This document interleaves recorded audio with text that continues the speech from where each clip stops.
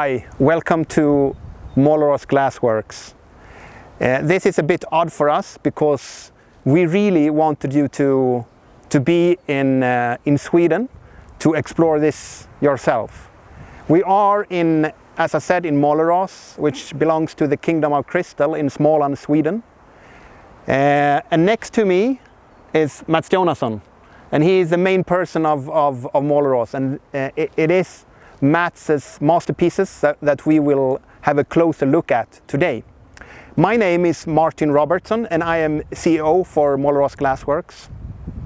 And what we will do today is to have a closer look at one of Mats's favorite pieces, which is called Våren, a piece that is belonging to a collection we call Iron and Kristall. Due to the corona, we take extra precautions, so Mats will not take part of every moment of the process. So I will guide you through the whole process. Let's go inside. So after Mats is figuring out how the actual piece will look like, the iron part has to have a model. And this is how it looked like for the specific piece that we will follow today. This is some kind of plaster that this is used for making the sand form. We will show another model while doing the sand form. Use a specific kind of sand, and that sand is only 0.3 millimeters. We combine that sand with sodium metasilicate. It must be in the process to harden the sand form.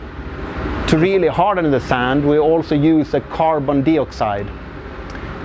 And by adding that, we push all the air from the sand, and it goes from sand to a very firm model.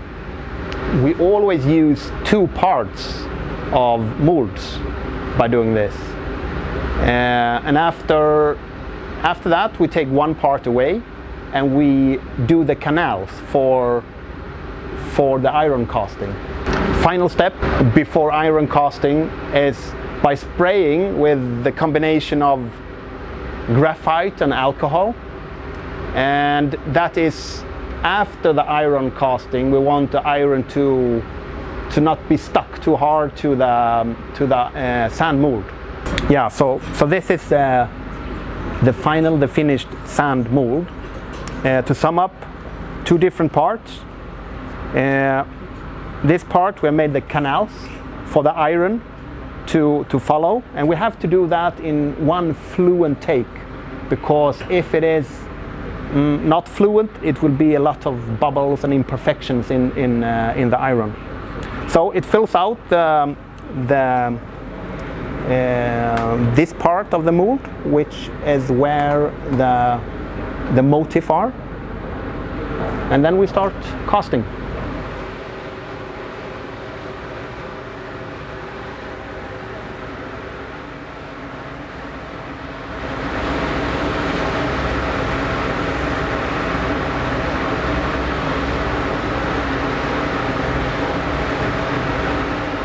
So when Mats has done the plaster models, it's time for iron casting. And this small iron foundry is belonging to Målerås Glasworks as well. We do not cast iron every day. Depending on season, it is about 1-2 times a week or less. So every time we do that, we have to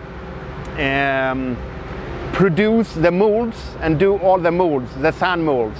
And that is done when coming to this stage. This is where the iron is casted.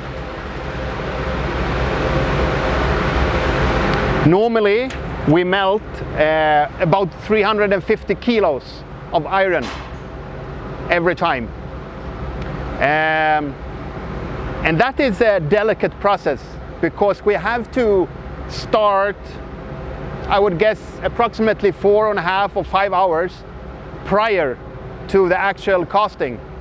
And when we have the right temperature, we have to do it within 15 minutes, because it's during that time we have the perfect temperature of the iron for being able to have the best result that we can have.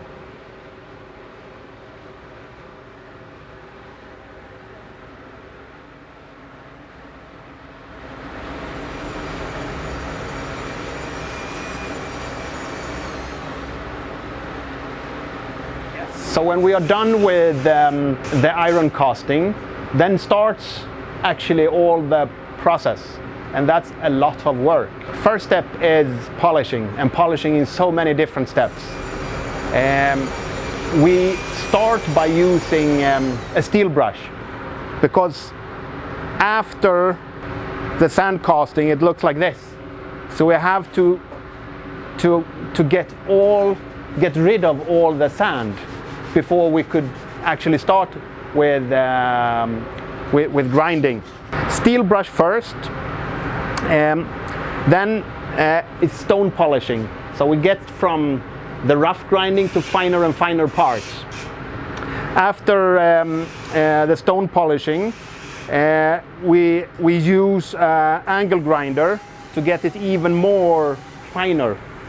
The last step is with different kinds of abrasive papers, and that's a lot of them. So we start with 80, then 120, 240, 320, 400, 800, and the last step is 1100.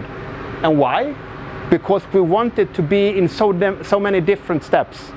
Some shall be more rough, some must be more finer, and that is what we do. So basically, by doing this process for this specific piece, fawn, I would say between 1 or 2 hours just by doing that. After that process is done, Mats also wanted to have different tones, and that's a cool thing with iron, that it can be done not only like this, we can add colors to it, and we do that by heating them in 400 degrees Celsius. We oil them and heat them, and after that they get this more like a bronzish tone, which is a very warm color, and normally Mats wants that to be combined with the warm colors he usually wants to work with his glass. So that combined together gives a great image and a great result.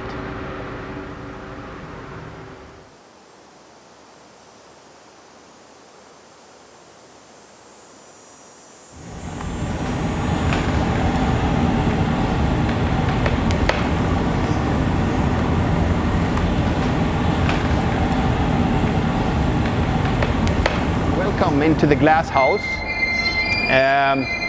This is one of Målerås 3 glass shops. And in this particular one, we are basically doing the casted crystal. And casted and casting is mainly what Målerås is about. We have been casting for many, many years, and we are experts in that. And not only casting, we will see that afterwards, what we do with our objects afterwards. But this is also the second step when doing the iron and crystal pieces. So it's here the glass process starts. When starting in the glass house, we use the spike. Depending on size of the object we will cast, we use either a rather big bulb on the spike, like this one, smaller or bigger one. Sometimes we have more than one gather.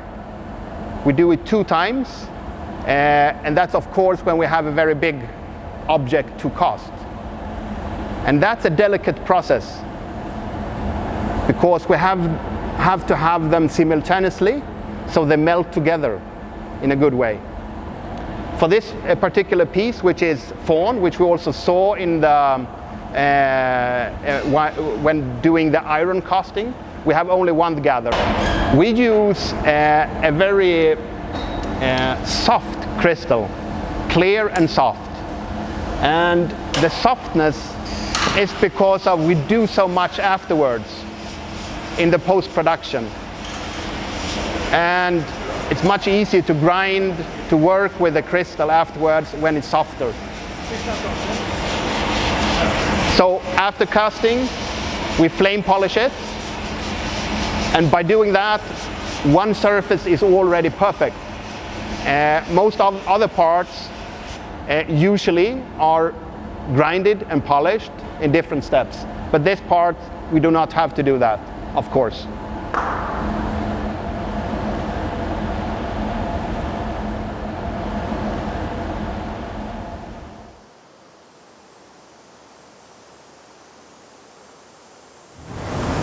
Yes, so the hot section is now over, and we come to the post-production part. That is the part where we add all the details to the product. And Målerås and Mats is known for that. We are known for casting, but I would say that we are especially known for adding the details to the special motif. And we do that in many different steps. Normally we start with sandblasting, where we cover the product and sandblast in whatever tone we want. If we want it to be finer, we use very fine sand. If we want it to be more rough, then we use a rougher sand, and so on.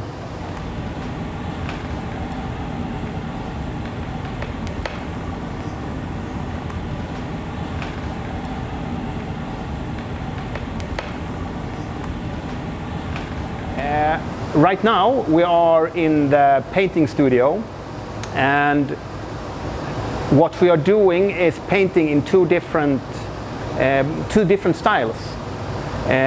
One is airbrushing, and the other one is a special technique from Målerås, and that is what Mats is doing right now. Basically we use organic colors. Mats thinks it fits very well with the crystal because it's transparent, so you can see through it. And we use it also for Mats wants the color to be, it shall not look colored, it shall just be there. And that is what we are seeking. So painting is a process which takes some time for Mats. He tries many different techniques, many different ways of painting before he finally agrees on this is what he wants. And then it can be a combination. Like for this product, it's both painting techniques that we use.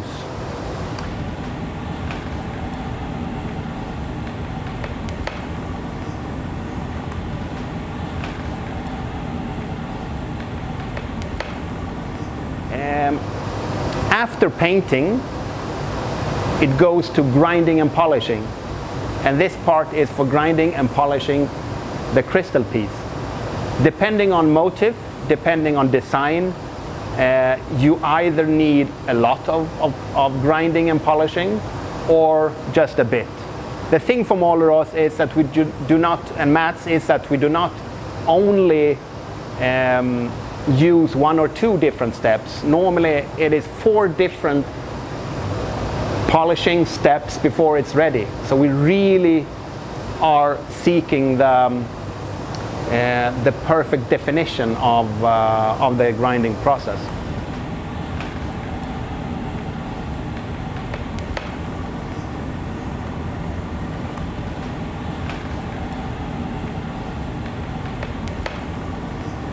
And when all that is done, then it is engraving. And also the same here. For some pieces, it's just adding on some small details. For some pieces, it's a lot of engraving before it's finished. Usually that is to give the small details, adds the small details, which is very, very important for art pieces from Mats Jonasson.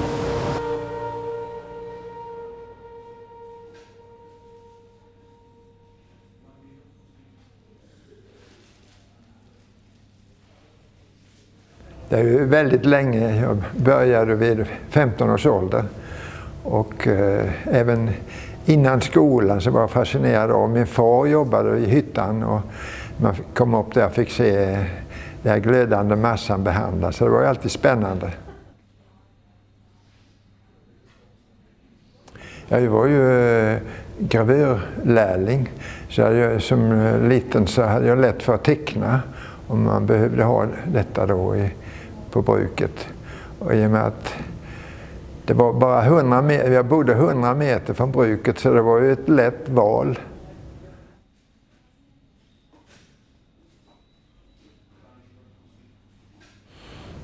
Jag har ju alltid hållit på lite och målat akvareller och lite sånt där. Sen jag fick möjlighet helt enkelt. Jag hade ju många års erfarenhet av slipning och gravering. Och sen när man fick de möjligheterna så var det ju spännande.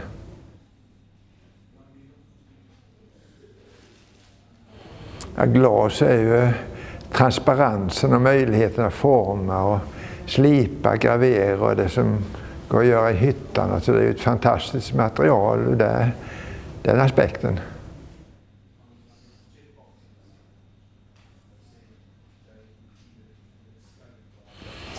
Ja, vi har ju vårt lilla gjuteri där vi gjuter våra former. Och det är mycket bearbetning i järnet och jag har själv hållit på mycket med att bearbeta järnet med slipning och ultraljud och allt möjligt.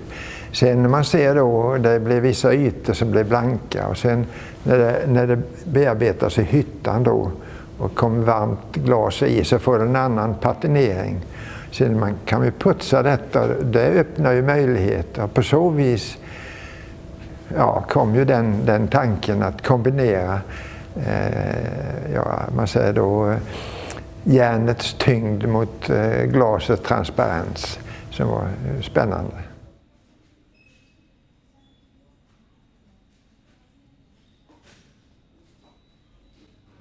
Ja, tanken är ju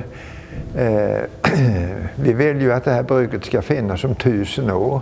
Och då är det ju viktigt att vi behåller alla hantverksmöjligheter och sånt som kanske inte är i dagens läge de mest lönsamma. Men jag tänker, framtidens formgivare kan ju inte åka till ett maskinbruk söderut och kunna omsätta sina idéer, utan det måste ju vara på exempelvis här där vi har ett brett kunnande och alla då som jobbar med glas som finns här inom väggarna har ju sina specialiteter.